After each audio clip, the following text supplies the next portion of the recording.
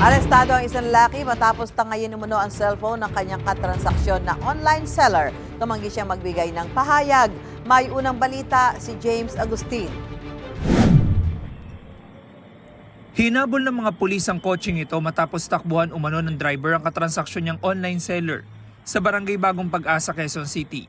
Inaresto ang 35 anyo sa lalaking driver ng kotse na positibong itinuro ng seller na tumangay ng ibinebenta niyang cellphone. Ayon sa pulisya, ipinost ng biktima sa social media ang cellphone at doon niya una nakatransaksyon ng suspect. Nung nagkita na sila, ay agad naman na pinapasok ng ating suspect, itong ating biktima sa loob ng kanyang sasakyan.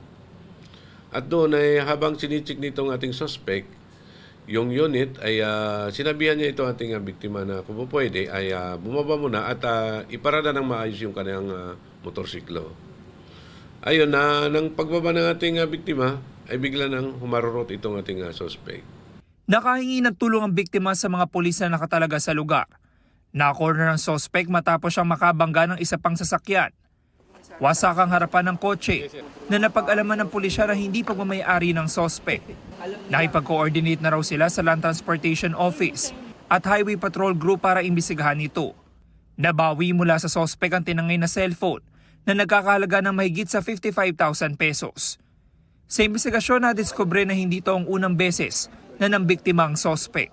Meron ng dalawang complainant na nagsabi na sila ay pupunta dito sa atin at magsasampa rin ng kaukulang reklamo. Parehong modus po. Parehas na modus. Taong 2019 nang makulong ang suspect dahil sa kasong carnapping. Kaugnay sa kinakaharap niya ngayong reklamong theft, tumanggi magbigay ng pahayag ang suspect. Nananawagan naman ng pulisya sa iba pang posibleng na biktima na makipag-ugnayan sa kanila. Pwede po kayong pumunta dito sa aming police station, sa Project 6 Police Station 15, na nasa Road 3, corner Road 9, Barangay Project 6, Quezon City, para magsampa ng kaukulang demanda. Ito ang unang balita. James Agustin para sa GMA Integrated News.